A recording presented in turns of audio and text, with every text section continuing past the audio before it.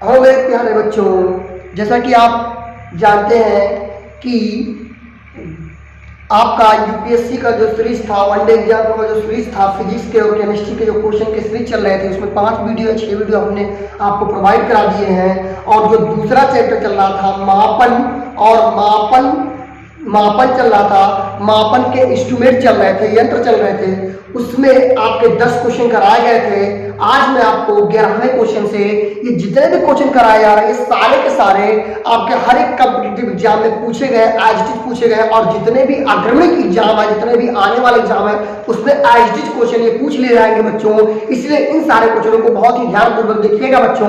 और हाँ, जितने भी सारे वीडियो बने हुए हैं बच्चों, वो सारे पीडीएफ में आपके बन चुके हैं, तो उन सारे पीडीएफ को आप देखकर पूरी तरीके से इसका लाभ उठा सकते हैं बच्चों। आइए हम पहले क्वेश्चन पर चलते हैं। पहला क्वेश्चन कह रहा है बच्चों, वह थर्मामीटर जो 2000 मापने हेतु उपयुक्त हो वह है, एक थर्मामीटर है जो 2000 डिग्री सेल्सियस माप सकता है, एक ऐसा थर्मामीटर है। तो बच्चों, आपको क्वेश्चन लगा हुआ इधर मिल जाएगा, उसके लिए आप बिल्कुल बेफिक्र रहिएगा। इसमें ऑप्शन दे रहा है गैस थर्मामीटर, पारे का थर्मामीटर, पूर्ण विकिरण पायरोमीटर और वाष्प दाबमीटर। तो इसमें ऑप्शन जो है बच्चों सी पार्ट करेक्ट है। पहला क्वेश्चन का जो ऑप्शन है वो सी पार्ट करेक्ट है, और उसका नाम है बच्चों पूर्ण विकिरण पायोमीटर बच्चों, पायोमीटर। ये पहले क्वेश्चन का आंसर है, विकल्प सी फॉर चेन्नई बच्चों। आइए दूसरे क्वेश्चन पे चलते हैं बच्चों। दूसरा क्वेश्चन कह रहा है कि मैनोमीटर के द्वारा किसकी माप की जाती है बच्चों। यूपीएससी प्री में 1990 में आया हुआ क्वेश्चन है। मैनोमीटर के द्वारा किसकी माप की जाती है बच्चों। तो मैनोमीटर के द्वारा वाष्प दाब की जाती है, गैसों की दाब की, द्रवों के घनत्व की, सतह पर तेल का दाब। तो बच्चों इसमें जो बी पार्ट है दूसरे क्वेश्चन का बी पार्ट गैसों की दाब का बच्चों क्या करता है, मैनोमीटर गैसों की दाब का मापन करता है बच्चों, गैसों की दाब का। आइए तीसरे क्वेश्चन पे चलते हैं बच्चों। तीसरा क्वेश्चन कह रहा है बच्चों, बहुत ही आसानी से पढ़ते हैं। तीसरा क्वेश्चन कह रहा है बच्चों कि विद्युत धारा निम्न में से किस उपकरण से नापी जाती है बच्चों। पहला कह रहा है वोल्ट मीटर, दूसरा कह रहा है एमीटर, वोल्टमीटर, पोटेशियोमीटर, उपयुक्त में से कोई नहीं बच्चों। कभी भी विद्युत धारा का मापन आप लोगों को पहले चैप्टर में बताए थे कि विद्युत धारा का मात्रक क्या होता है। विद्युत धारा का मात्रक होता है एम्पियर, और एम्पियर को नापने के लिए ऑप्शन नंबर बी में एमीटर दिया होगा। तो एमीटर से हम क्या करते हैं, विद्युत धारा को मापते हैं। अगर जो आप लोग साइंस वर्ग से हैं बच्चों, तो आपको लैब में कराया गया होगा, एमीटर दिखाया गया होगा बच्चों।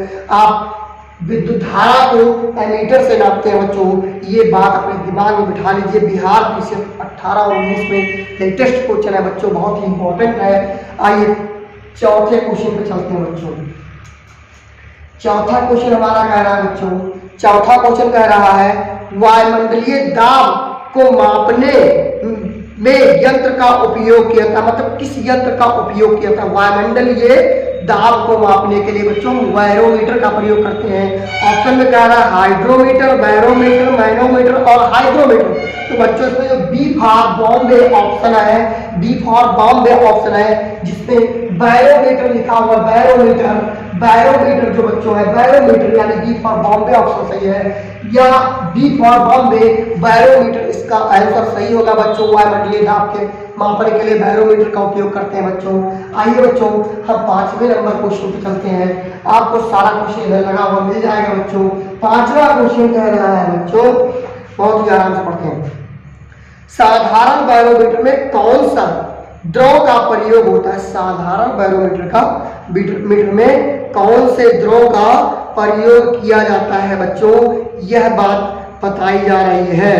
देखिए हम साधारण बैरोमीटर में बच्चों पारा का भी प्रयोग कर सकते हैं, जल का भी प्रयोग कर सकते हैं और साथ ही साथ पारे का जल का उपयोग कर सकते हैं। इसमें ऑप्शन दे रहा है जल, पारा, अल्कोहल, तो इसमें जल, पारा, हवा, अल्कोहल, तो इसमें उपयुक्त ऑप्शन सही मानेंगे बच्चों जल, पारा और हवा। बच्चों जल, पारा और हवा।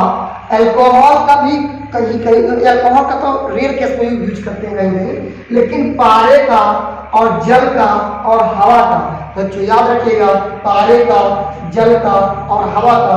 जल का फार्मूला होता है बच्चों, जल का H2O फार्मूला होता है बच्चों, और पारे का फार्मूला होता है Hg। पारे का परमाणु क्रमांक होता है बच्चों 80।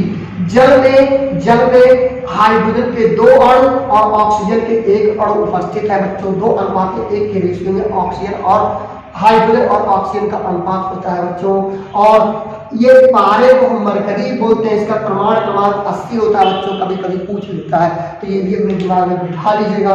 तो इसका ऑप्शन डी होगा, उपयुक्त सही होगा बच्चों, सभी उपयुक्त सभी होगा बच्चों, ये ध्यान दीजिएगा। अगला कह रहा है दूध का आपेक्षिक घनत्व कितना होगा बच्चों। छठा क्वेश्चन है दूध का आपेक्षिक घनत्व। दूध का आपेक्षिक घनत्व कितना होगा बच्चों। तो इसमें दूध का आपेक्षिक घनत्व में ऑप्शन दे रहा है लैक्टोमीटर, हाइड्रोमीटर, बैरोमीटर और एग्रोमीटर। देखिए दूध से दही बनता है और दूध से दही बनता है तो लैक्टिक एसिड पाता है, जिसमें आप लोग लैक्टोमीटर से एक जानते हैं, लैक्टोमीटर से दूध का घनत्व मापने के लिए लैक्टिक एसिड से आप लैक्टोमीटर याद रखेंगे। तो इसका ऑप्शन नंबर हो जाएगा आपका ए।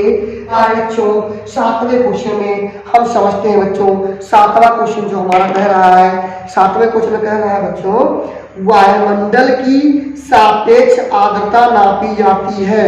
वायुमंडल की सापेक्ष आर्द्रता नापी जाती है, कह रहा है हाइड्रोमीटर से, एग्रोमीटर से, लैक्टोमीटर से। तो लैक्टोमीटर से बाबू तो हम दूध के घनत्व मापते हैं, ये तो पहला ऑप्शन गलत हो गया।